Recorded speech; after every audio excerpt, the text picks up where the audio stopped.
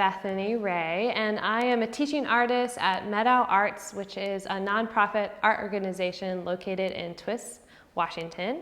And today I'm going to show you how to make this art project. It's based off of Faith Ringgold, so African-American artist Faith Ringgold, who makes these story quilts. So we're going to make our own story quilt today. And what you're going to need for this project is some paper, some paint. It can be acrylic paint. If you don't have acrylic paint, you could probably use watercolor. So anything that you have around the house probably should be fine. And then pencil, some scissors.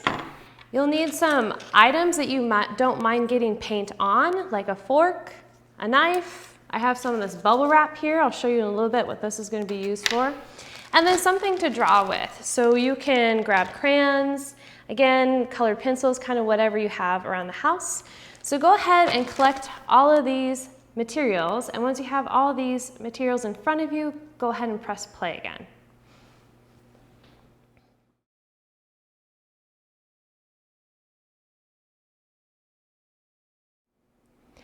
Before we get started on our art project today, let's learn a little bit more about Faith Ringgold. Faith Ringgold was born in 1930 in New York. She studied art at New York City College and earned her MFA. Her artwork is based on her experience as an African-American woman and often conveys messages regarding racial injustice and equality. She is most well known for her story quilts, which are based in a rich tradition of quilt making that can be traced back to when her great-great-grandmother was a slave. The particular story quilt that we are focusing on today is Woman on a Bridge number 1, which can be seen at the Guggenheim. It is the inspiration for her beloved children's book, Tar Beach. I highly recommend watching the NPR video of Faith reading Tar Beach prior to this project, as we will address some of the themes in the book. The link can be located at the bottom of this video.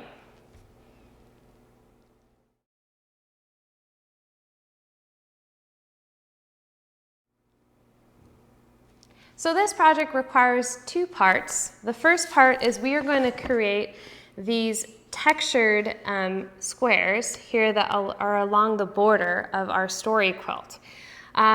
And that brings us to another art term. What does texture mean? Texture in art is how a work of art feels or how it looks like it would feel. So we're going to create some texture today by using just ordinary household items and some paint.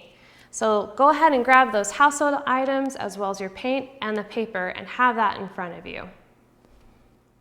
Okay, so with the piece of paper in front of you, this is just really about playing and experimenting. So here I have a fork and I'm just going to dip it in some of my paint. And the idea is just to play, experiment, move the fork around or whatever object you're working on.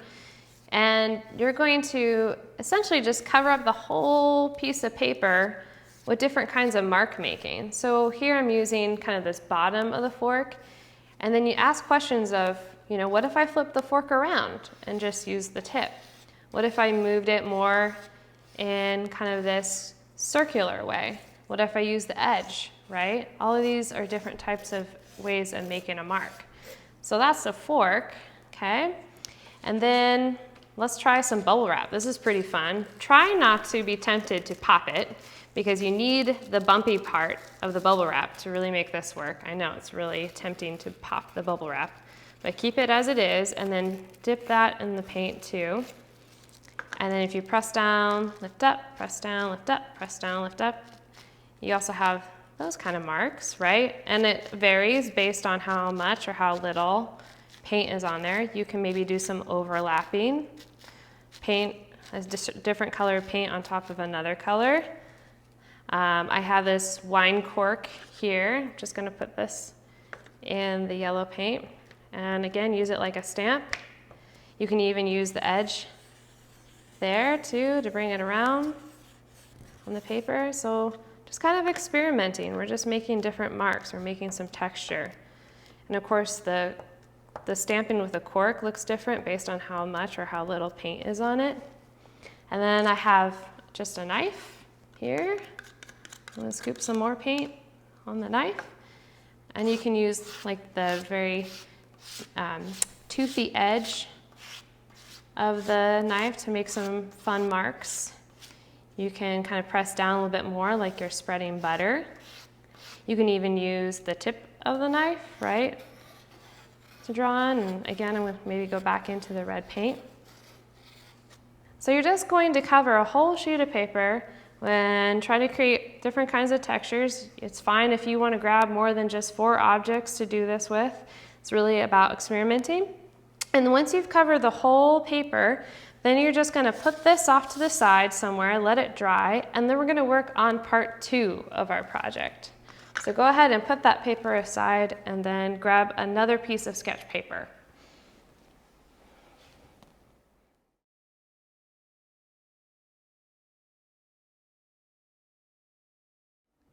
Okay, so for the second part, we are going to draw the image here that's on the inside, and what you'll need to do is grab a piece of sketch paper and then just draw a rectangle on the inside where you're going to be placing your image. It doesn't need to be perfect as far as the edges go, no big deal, just draw a rectangle. And the outside border is where we're going to eventually cut up our texture paper into these small squares and glue those small squares. So really we're just creating a border so then that way we don't draw outside the edge of this. And what we're going to draw is an image based on Faith Ringgold's book, Tar Beach. And if you took the time to listen to her read her book, you learned about the character Cassie.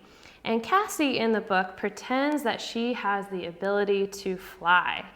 And some of the things that she chooses to fly over are buildings and a bridge.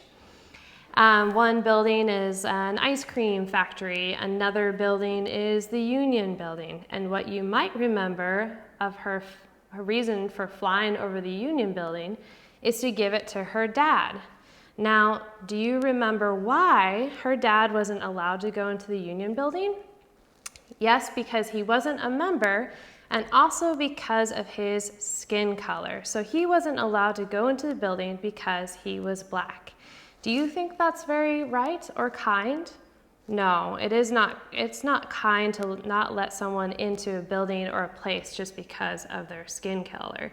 So in the book, Cassie flies over the Union Building to give that to her dad. In the same way or similar way, you're going to draw yourself flying over a place that means a lot to you, a place of importance, and it's going to be a place that you would like to also share with others. So for me, I drew a picture of myself flying over the mountains because mountains are really important to me, and I want to be able to share the mountains with everyone. So here below I wrote, I want everyone to have access to the mountains. So it can be somewhere outside like the mountains, it can be a building. So I just want you to think about a place that is special to you that you want to draw yourself flying over, like the character Cassie, and a place that you want to share with others. So I'm going to go ahead and do the same thing I did here. I'm going to put this off to the side, and I would recommend doing this first part just with a pencil. Okay, so I'm just going to draw me. And again, just do your best. It's kind of hard to draw people, but don't worry about it not being super perfect. Okay, I'm going to give myself an eye, an ear, kind of have some hair kind of flowing around as I'm flying. And then my arms are going to be outstretched just kind of like Cassie in the book. And then I'm going to draw my arms down here. So I'm just going to go ahead and keep working on my drawing. And then once you feel comfortable and you know enough to begin your own drawing, you can go ahead and stop the video and then start your own drawing. I'll just kind of keep continuing on for a little bit longer, okay, so you can get the picture. But there's me. course, not very perfect. I'm gonna give myself a little more hair in the front. There we go. Okay, and then some shoes. But again, don't worry too much about how it looks, okay? All right, so you can go ahead and just stop the video now and work on your own drawing. And then I'll show you the next part as soon as you get everything laid in with a pencil, okay?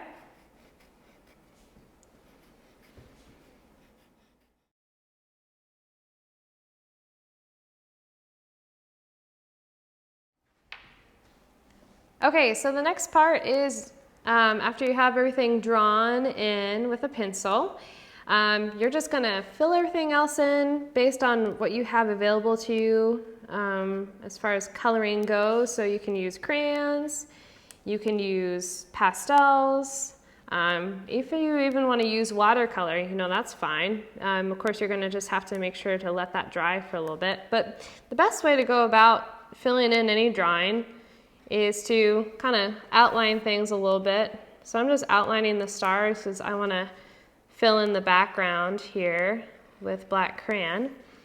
And then once I have this all filled in, or sorry, outlined, then I'll begin my drawing. But I just like to outline beforehand because it helps me kind of stay inside the lines a little bit more. I'll even go around, you know, me here. But yeah, go ahead and find whatever coloring material you have, and then you can get started on coloring your picture.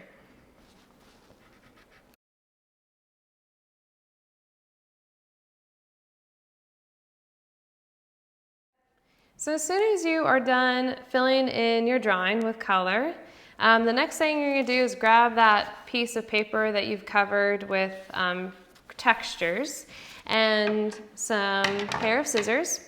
And you're just gonna cut it up, okay? I'm gonna cut down the middle, okay? And it doesn't have to be perfect. I'm just kind of going down the middle here. And you're just gonna cut this paper up into little squares. And I'm just going from sort of these bigger rectangles, or, you know, maybe not squares, maybe more like rectangles. Doesn't matter too much.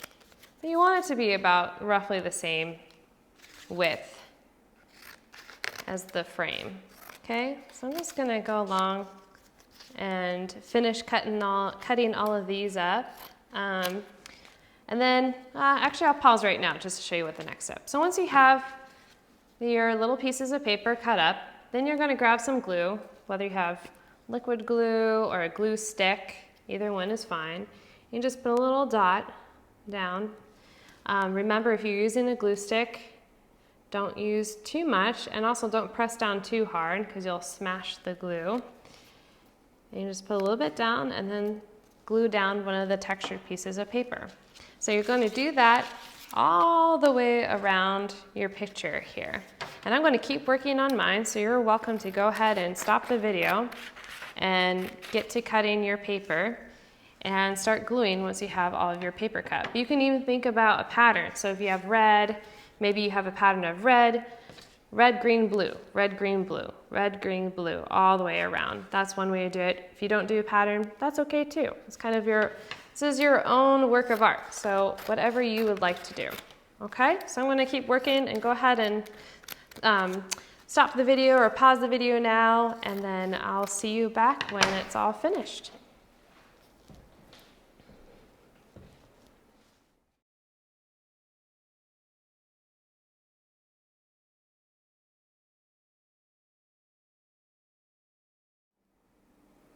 All right, thank you for joining me today and making this Faith Ringgold inspired story quilt. I hope you enjoyed this experience, and I look forward to the next time that we make art together. Bye for now.